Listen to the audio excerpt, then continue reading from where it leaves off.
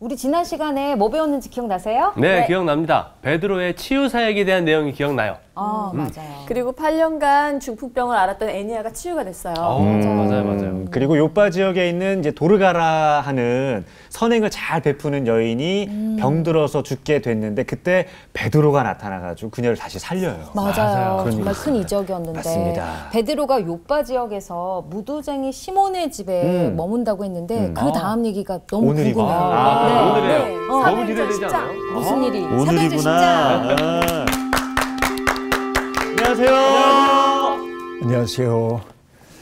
하나님 하시는 일이 참 놀랍다 하는 생각이 늘 들지만은 우리에게 우연처럼 보이는 일들이 때때로 하나님의 세계 속에서는 필연처럼 다가오는 일들이 최고 많이 있습니다.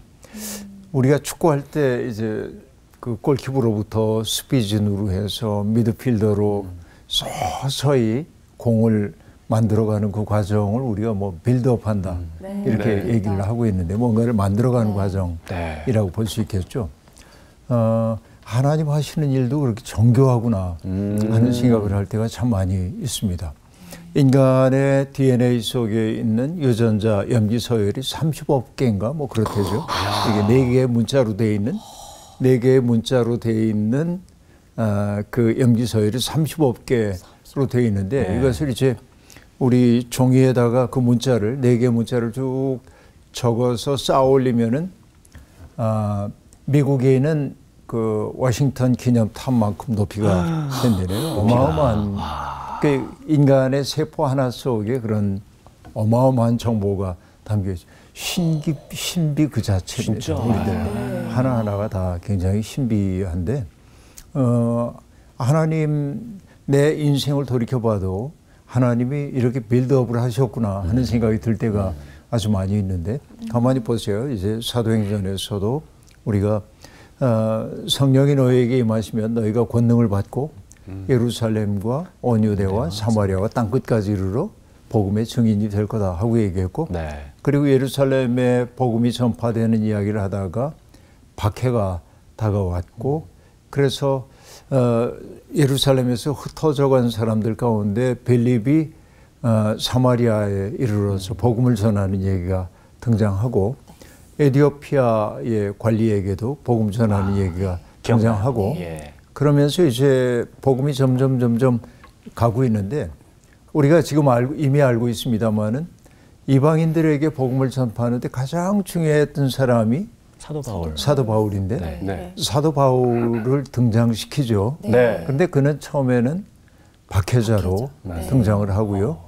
그리고 다마스커스로 가다가 빛으로 오시는 주님과 만난 이후에 앞을 보지 못하게 되고 아나니아를 통해서 밝게 보게 되고 그러다가 이제 복음 증언하다가 어려움을 겪으니까 예루살렘으로 갔다가 고향인 다소까지 내려가 있고 그러면서 이런 그 일체의 과정들을 하고 나서 싹 사울과 바울 얘기를 그치고 베드로 얘기를 다시금 하고 있어요. 근데 굉장히 재미나는 게 이 사울은 이방인의 사도가 될 사람입니다.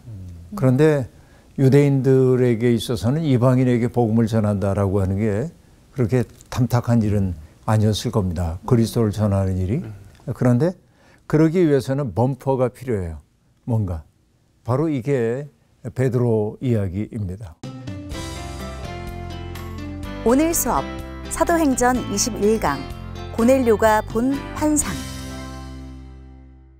고넬료와 베드로가 만나는 사건을 보는데 조금씩 읽어가며 얘기를 하도록 할게요.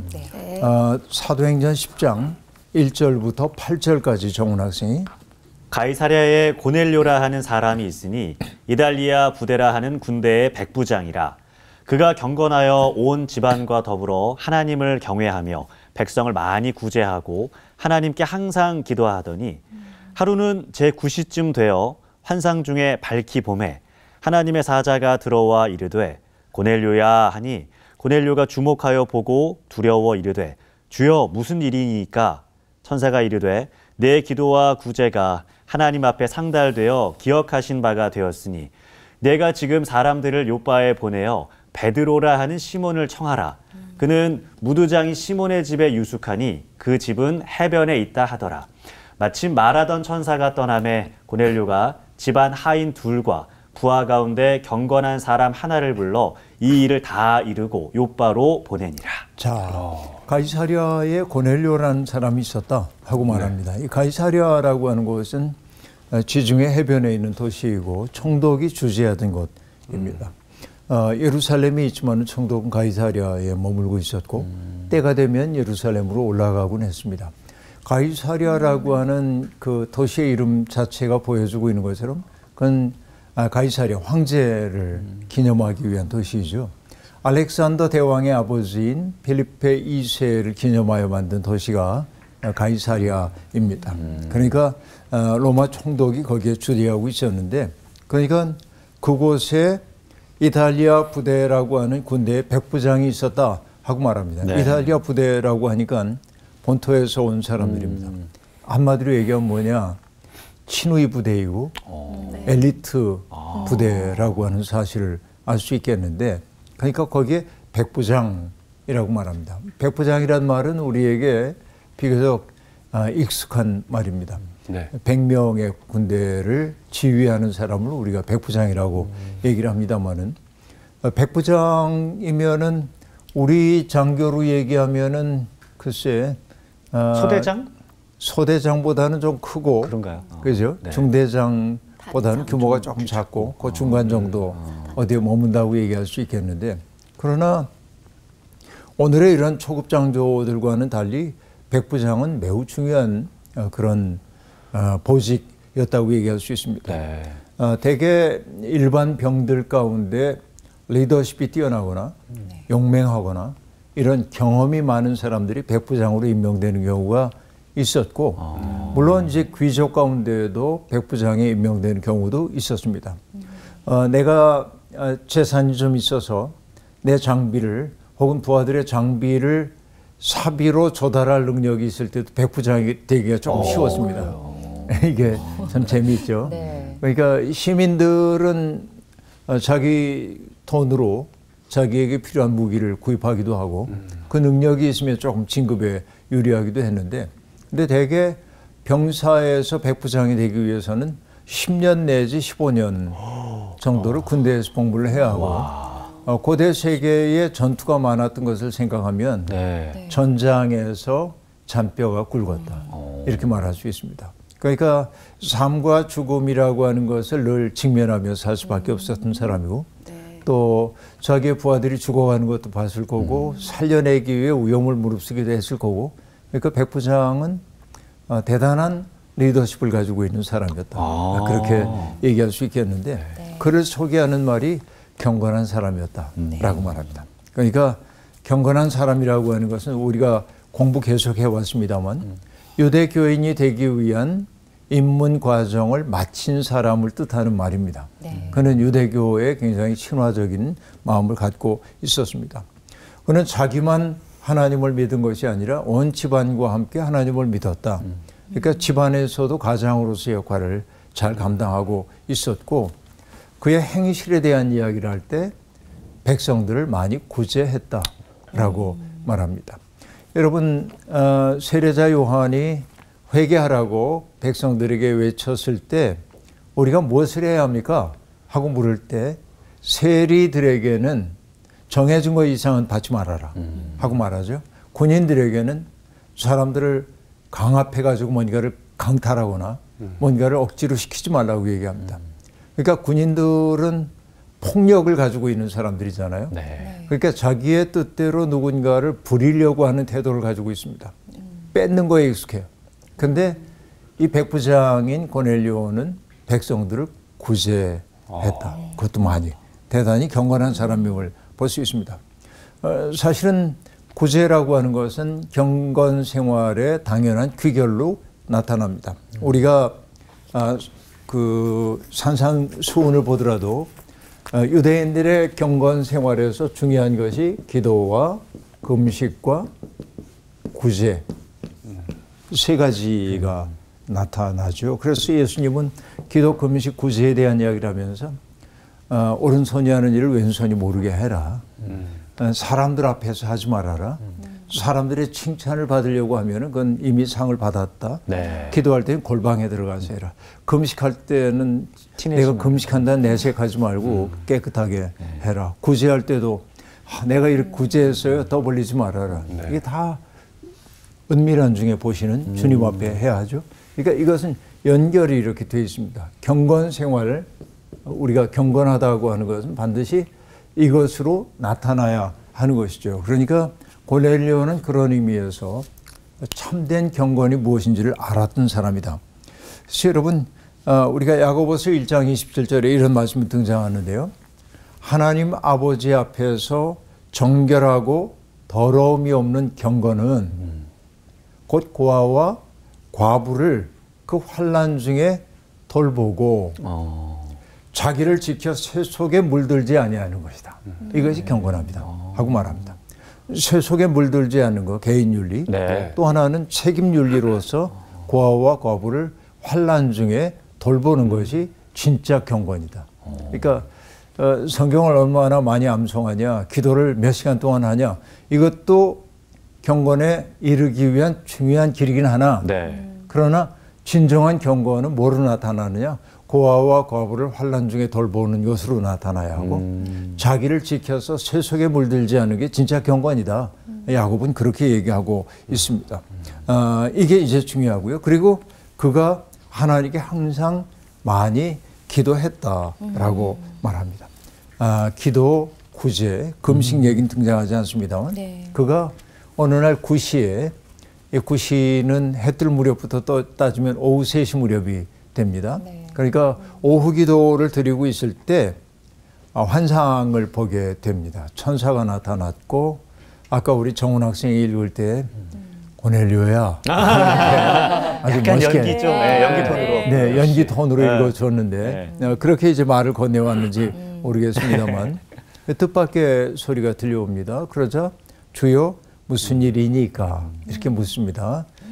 이게 지난 시간에도 우리들이 봤습니다만은 아주 소명 이야기를 할 때 자주 등장하는 요소이죠. 고넬료야 주여, 그러자 주여 무슨 일이니까 하고 말합니다. 그러면서 이 고넬료가 주목하여 보고 두려워했다라고 말합니다.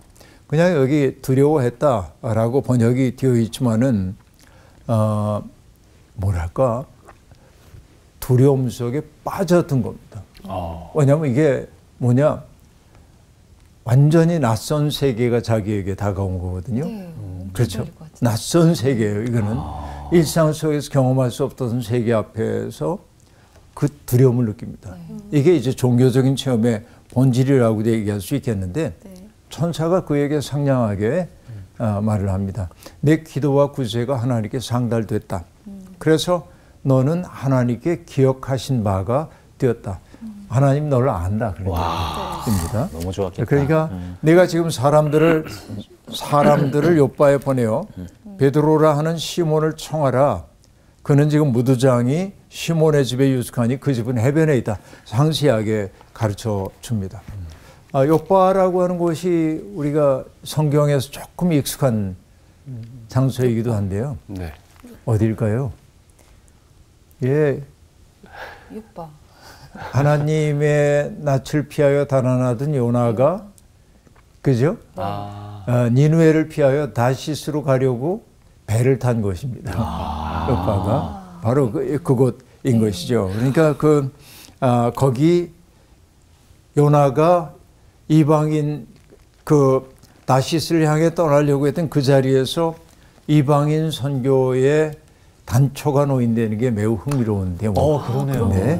거기에서 이제 거기에 있었던 베드로가 몸을 움직여서 그러니까 요나와는 다른 방향으로 요나는 달아났고 베드로는 부름에 응답하여서 가게 되는 장면이 이제 곧 등장할 예정입니다. 자, 아까도 얘기했지만 기도와 구제가 하나님께 상달되었고 기억하신 바 되었다. 이렇게 얘기를 하고 있는데요. 여러분, 기도와 구제가 우리가 구원받을 수 있는 조건은 아닙니다. 그렇죠. 네. 우리가 뭐 행위를 함으로 구원받는다 이건 아니죠. 하나님의 무한하신 은총으로 우리가 구원함을 받는데, 존 웨슬리 목사는 은혜의 수단이라고 하는 것에 대해서 얘기합니다.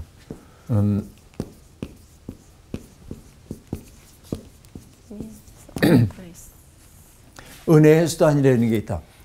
이 말을 오해하면은 우리가 이러이러한 것을 하면 은혜 받을 수 있어 이런 말로 들리는데 웨슬리는 전혀 그런 뜻으로 쓴 것이 아닙니다. 은혜는 전적으로 하나님이 우리에게 주시는 것인데, 그런데 우리는 깨끗한 그릇을 준비할 수는 있죠. 은혜의 통로가 되기 위해서 우리가 할 수 있는 일들이 있다라고 얘기하는데, 개인적 차원에서의 은혜의 수단, 하나님의 은혜를 내 속에 정말 갈망하면서 내가 할 수 있는 일들이 어떤 것일까요? 기도, 성경 읽기, 묵상, 이런 것들이 이제 개인적 차원, 그죠? 개인적 차원에서는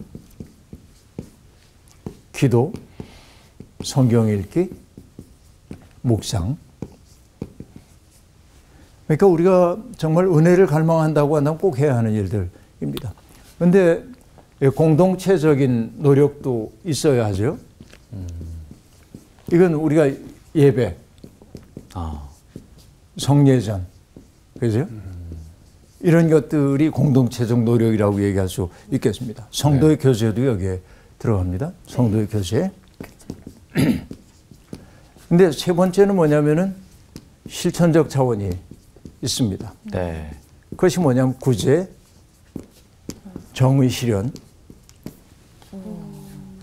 이런 노력들, 이런 것들이 우리가 하나님의 은혜를 사모하는 사람들의 삶으로 나타나야 한다고 얘기를 하고 있습니다. 네. 그러니까 이런 것들을 하나도 하지 않고 하나님은 전적으로 우리에게 은혜를 주시는 분이니까 우리는 아무것도 안 해도 돼.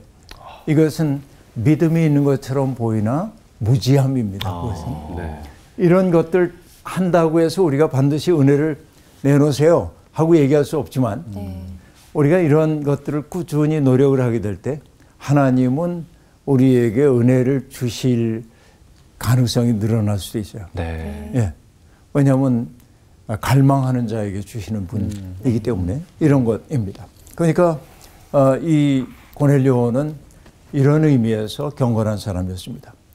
그래서 자기 집안의 하인 두 사람과 부하 가운데 경건한 사람 하나를 불러서 자기가 본 환상을 그들에게 다 이야기를 해주고 그리고 그 메시지를 들고 요빠에 있는 베드로를 찾아가도록 하고 있습니다. 그 다음에 9절부터 16절까지 나온 학생.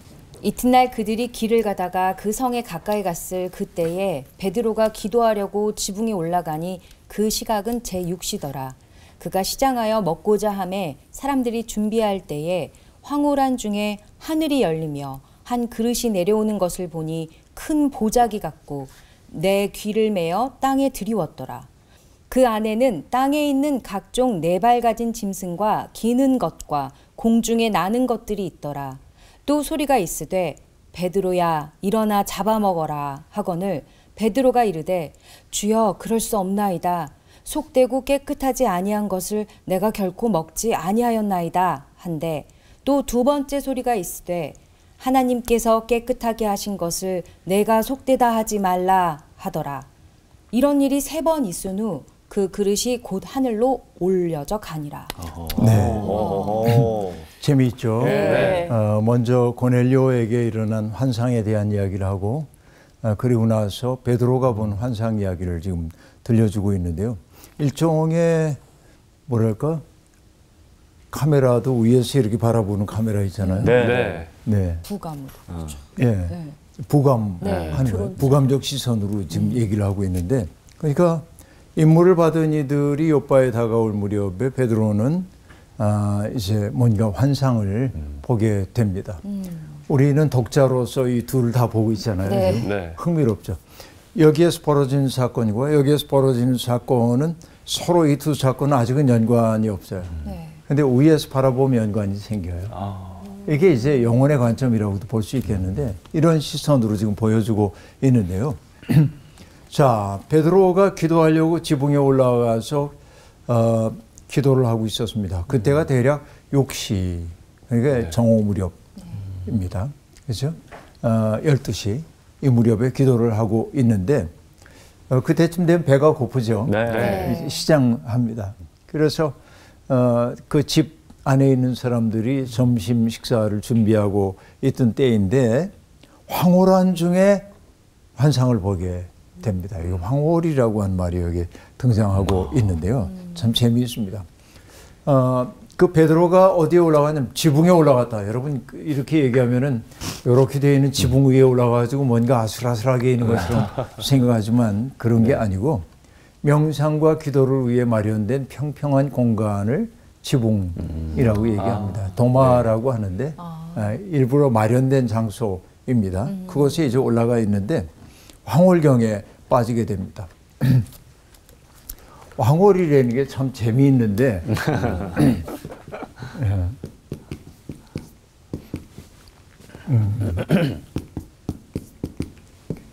황홀 이제 이렇게 얘기를 하는데 황홀 저게 이제 뭐가 재밌다고 얘기하냐면 네 이렇게 황이라고 하는 건 빛광자가 있잖아요. 네. 여기에 황이라는 게 빛광자가 있는데 너무 밝아서 내 시야가 흐릿해지는 게 황입니다. 네. 그렇죠. 우리가 밝은 데 가면은 네, 시야가 좀 보여요. 흐릿해지기도 네. 하잖아요. 그 다음에 홀이라고 하는 건 뭐냐면 어둠 속에서 흐릿한 상태를 뜻해요. 너무 밝아 흐리기도 하고 그리고 또 어두워서 흐릿하기도 하고 그래서 그런 거라고 얘기할 수 있겠는데 이제 황홀 이 황홀한 지경에 이제 들어가게 되었다. 이거를 우리가 엑스타시라고 얘기하죠. 그건 뭐냐면 바깥에 서다 그런 뜻이에요. 네.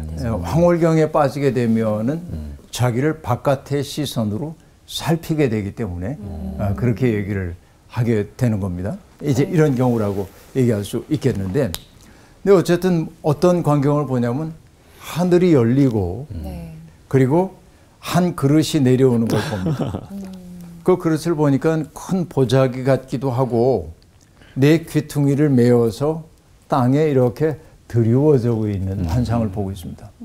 마치 여러분 부모님 집을 떠나가지고 외삼촌 집인 밧담 아람으로 떠나던 야곱이 돌베개를 베고 자다가 하늘이 열리고 사다리. 그렇죠. 사다리 혹은 계단 같은 게 돌계단 같은 게 하늘에서 땅에 닿게 내려온 것을 본 것처럼 비슷한 이 광경을 지금 보게 되는 겁니다.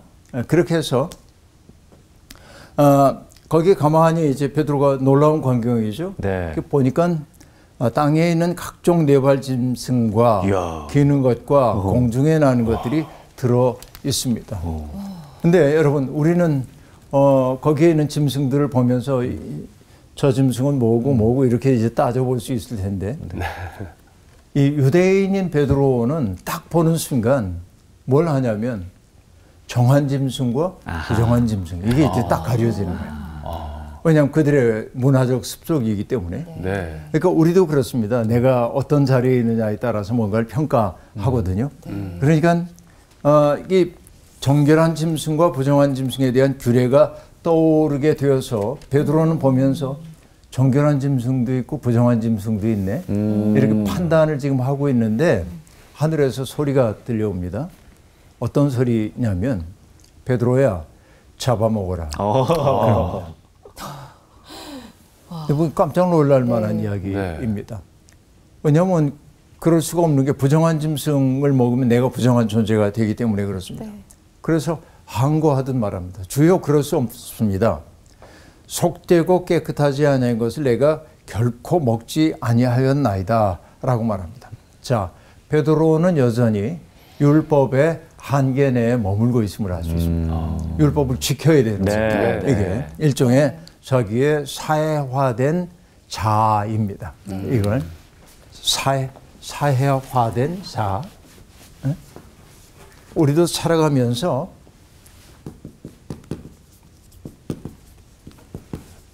자라는 게 있단 말이죠. 이런 걸 뭐라고 하냐면은 아비투스라고 얘기하는데요. 프랑스 말로.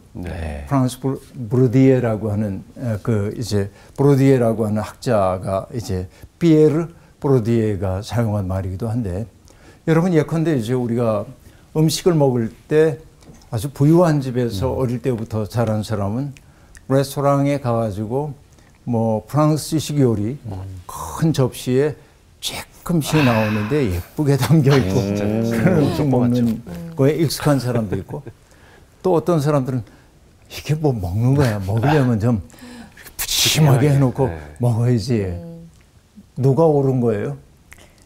둘 다 없죠. 옳고 그런 건 없죠. 다만 그 사람의 살아온 배경이 그에게 익숙한 세계를 만들었을 뿐인 것이죠. 그러니까 프랑스식 요리를 먹는 게 고급스럽고 돼지국밥 먹는 게 덜 고급스럽고 이런 거 아니잖아요. 취향의 문제일 뿐입니다. 그러니까 뭐 언어도 그렇습니다. 어떤 사람은 굉장히 고급스러운 언어를 쓰기도 하고 어떤 사람은 날 것 같은 언어를 쓰기도 합니다. 왜? 자기가 살아온 무의식적인 사회 속에 살아온 것이 내게 몸에 밴 상태이기 때문에 그렇습니다. 그렇죠? 그래서 우리가 그걸 뭐라고 하냐면 이런 습속들을 몸에 새겨진 사해 그래. 우리 몸에 사해가 있어요. 이걸 사해화된 자라고 제가 얘기했지만은 몸에 새겨진 사회. 그러니까 나는 나도 모르는 사이에 내가 살아왔던 어떤 환경이 내 마음속에 만들어놓은 흔적들로 이루어져 있습니다. 내가 다른 사회 환경 속에 있었다면 달리 생각할 가능성이 많이 있습니다. 그러니까 누가 옳고 그르고 우리가 판단하면 안 돼요.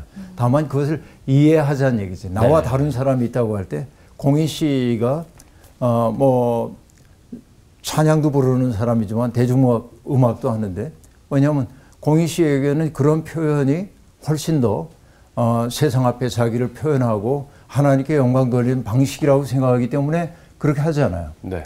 그러니까 다른 거예요, 서로. 그러니까 이해해줘야 한다라고 얘기할 수 있겠는데 이 베드로의 생각 속에는 뭐냐면 요거는 정결하고 이건 부정하고 그러니까 이 행동은 해야 하고 이 행동은 해서는 안 되고 이런 선긋기가 이제 분명하다 하는 얘기입니다. 네.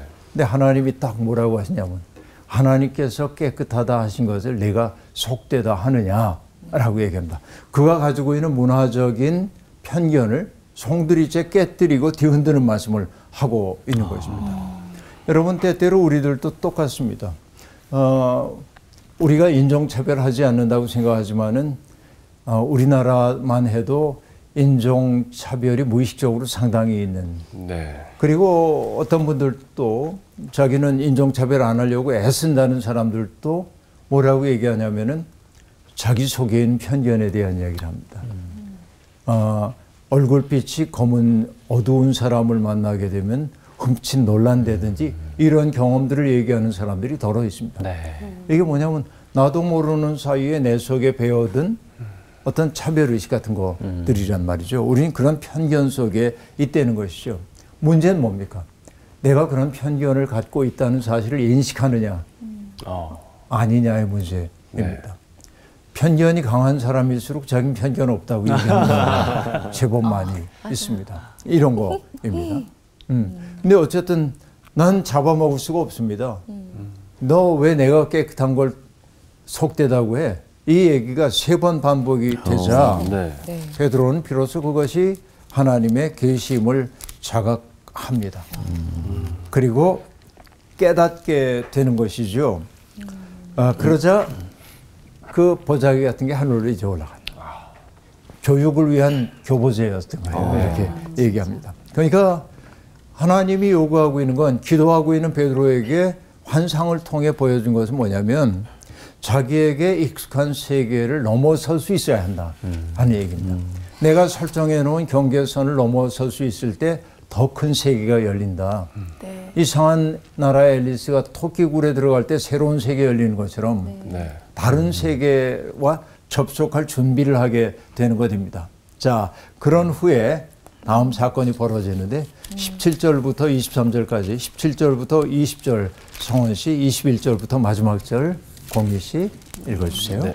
베드로가 본 바 환상이 무슨 뜻인지 속으로 의아해하더니 마침 고넬료가 보낸 사람들이 시몬의 집을 찾아 문 밖에 서서 불러 묻되 베드로라 하는 시몬이 여기 유숙하느냐 하거늘 베드로가 그 환상에 대하여 생각할 때에 성령께서 그에게 말씀하시되 두 사람이 너를 찾으니 일어나 내려가 의심하지 말고 함께 가라. 내가 그들을 보내었느니라 하시니. 베드로가 내려가 그 사람들을 보고 이르되 내가 곧 너희가 찾는 사람인데 너희가 무슨 일로 왔느냐. 그들이 대답하되 백부장 고넬료는 의인이요 하나님을 경외하는 사람이라. 유대 온 족속이 칭찬하더니 그가 거룩한 천사의 지시를 받아 당신을 그 집으로 청하여 말을 들으려 하느니라 한데 베드로가 불러들여 유숙하게 하니라. 네, 베드로가 환상을 보고 내려와서 이게 무슨 뜻일까 생각을 곰곰이 하고 있습니다. 금방 해석이 잘 안 돼요. 이게 무슨 뜻일까? 당혹감에 빠져 있는 바로 그때 고넬료가 보낸 사람들이 보도장이 시몬의 집에 찾아와서 문 밖에서 문을 두들려 사람을 부릅니다. 그리고 베드로라 하는 시몬이 여기에 유숙합니까? 그렇게 묻습니다. 그러자 이제 성령께서 그 순간에 베드로에게 또 다른 환상을 보여주고 있는데 두 사람이 너를 찾으니 일어나 내려가 의심하지 말고 함께 가라. 내가 그들을 보내었다 하는 대목이 나타나고 있습니다. 자, 그러자 베드로는 즉시 그걸 하나님의 지시로 알아듣고 내려가서 그 사람들을 보고 묻습니다. 나다. 내가 곧 너희가 찾는 사람인데 너희가 무슨 일로 왔느냐? 이렇게 묻습니다. 그러자 그들은 자기를 보냈던 백부장 고넬료가 보낸 이야기를 다 들려줍니다. 그리고 고넬료에 대한 소개를 하고 있습니다. 그는 의인이요 이렇게 말합니다. 하나님을 경외하는 사람이라.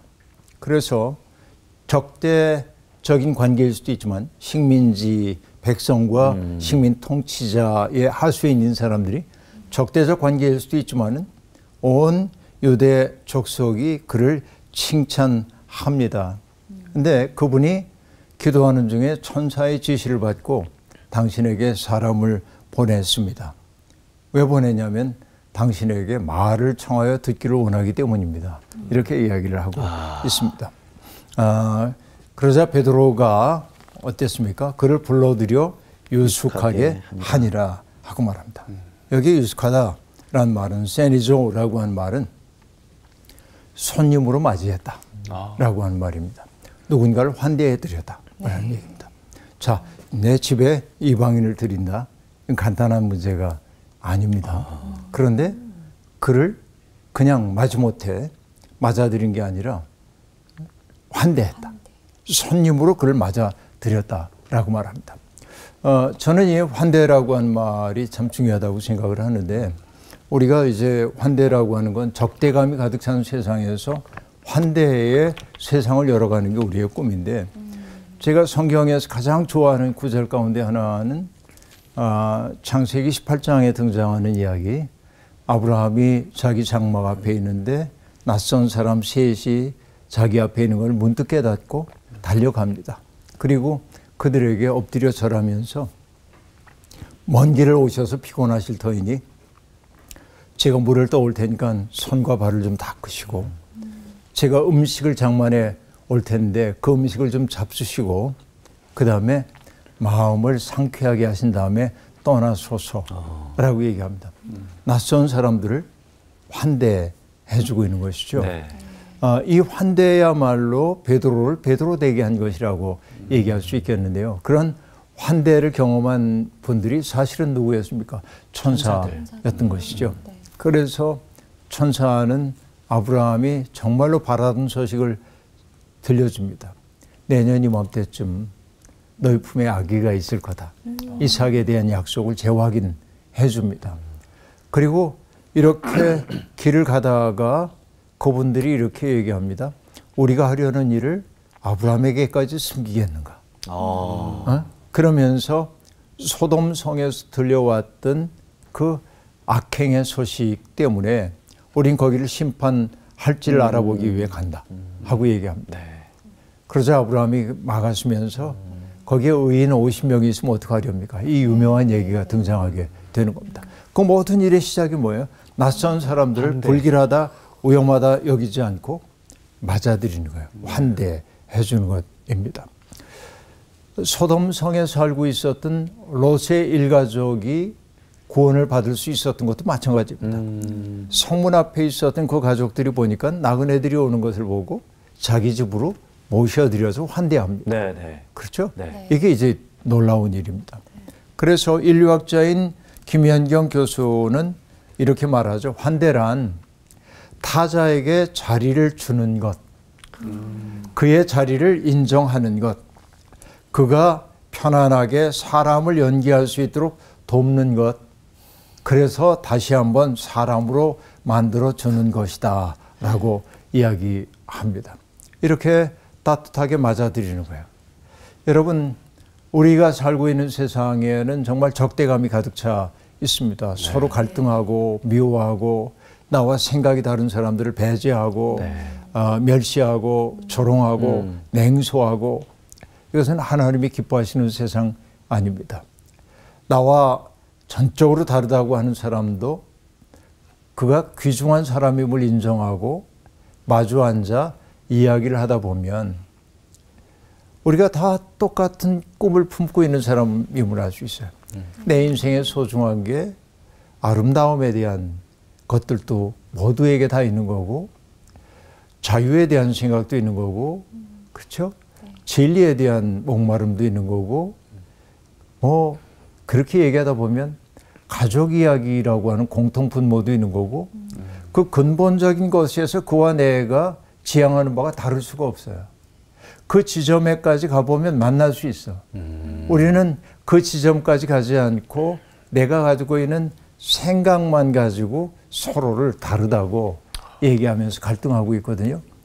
근데 환대를 경험하는 사람들이 해야 할 일은 뭐냐면, 내가 가지고 있는 이데올로기, 정치적 입장 이런 것들을 넘어서서 우리에게 있는 공통의 것들, 아까 얘기했던 자유, 진리, 사랑, 뭐 가족 이런 것들, 그 자리까지 가면 우리가 다를 바가 없는 사람들이란 말이죠. 그러니까 그분들을 그 자리까지 인내할 수 있는, 안내할 수 있는 여백이 우리 속에 있어야 하는 거고, 그래서 어쨌든 지금 베드로가 그 이방인들을 자기가 머물고 있던 집에 들어와서 유숙하게 했다, 손님으로 맞이하여 환대를 제공해 주었다라고 얘기하고 있습니다. 자, 여기에서부터 뭔가 사건이 벌어질 것 같은 느낌이 우리에게 확 들게 되는 것입니다. 오늘 우리가 공부했던 이 대목에서 보면 두 가지의 환상이 조응하고 있습니다. 먼저 고넬료가 보았던 환상이 하나 있고, 또 베드로가 보았던 환상이 있고, 근데 이것이 제가 금방 뭐라고 해요? 서로 조응한다라고 얘기를 했습니다. 인간에게는 서로 개별적 사건처럼 보이지만 우리에게는 하나님의 세계 속에서는 이것은 동시에 벌어지는 하나의 사건임을 알 수 있습니다. 그래서 오늘 강의 초반에 하나님이 빌드업 장인이시다.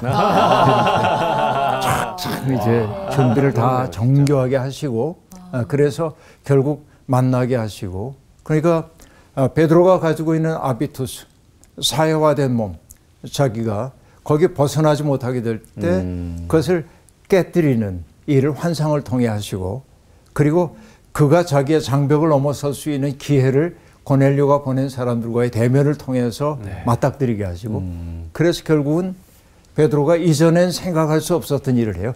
그들을 맞아들여서 함께 유숙하게 했다. 여기까지 지금 온 겁니다. 매우 흥미롭죠? 다음 시간도 궁금해진다. 다음에 어떻게 될는지 다음 시간에 공부하도록 할게요. 고맙습니다. 수고하셨습니다. 고맙습니다. 우리 네 명이 만난 것도 하나님이 다 연결해 주신 거구나라는 생각이 들어요. 빌드업을 해서 이렇게 만나게 해주셨구나. 진짜 맞다. 네, 그게 너무 감사함이 확 느껴지더라고요. 와, 맞아요. 그리고 이렇게 사람들의 관계 가운데 진짜 경계하게 되는 게 많이 너무 있잖아요. 많아요. 네. 아, 그런 것도 조금 좀 풀어주시는 것도 하나님이 다 하시는 건데 내가 맞아요. 내 생각으로 너무 그걸 경계하지 않았나 돌이켜봤어요. 네, 이제 전 성원이 말에 너무 공감하는 게 사실 베드로 대단하지 않아요? 아무리 환상으로 받았다 하더라도 평생을 율법서를 읽고 자기 안에 그 맞아요. 새겨진 게 있을 텐데 그 한 그거를 방에 딱 그냥. 내려놓은 거잖아요. 자기 생각 딱 내려놓고 온 사람들을 환대한 거잖아요. 그러니까 그거를 참 본받아야겠구나. 그런 생각이 들었어요. 하나님의 은혜로 할 수 맞아요. 있겠죠. 네. 저도 한대 말씀하시고 어떤 자리를 주는 것 내 마음속에. 근데 점점 저는 청년 때는 제 품이 좀 넓었던 것 같은데 네, 이제 가족을 이루고 점점 나이가 들면서 약간 좀 곁을 안 주는 약간 품이 좀 좁아지는 그런 느낌이 좀 있는 것 같아요. 맞아요.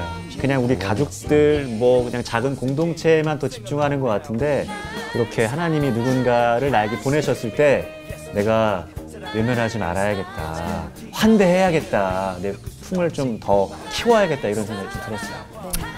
열심히 환대해볼까요? 아, 좋습니다. 내 모든 것, 내 안에 있는 걸 좀 깨트리고 내려놓고 그렇게 환대하는 삶을 살도록 하시죠. 네. 좋습니다. 좋습니다. 환대합니다.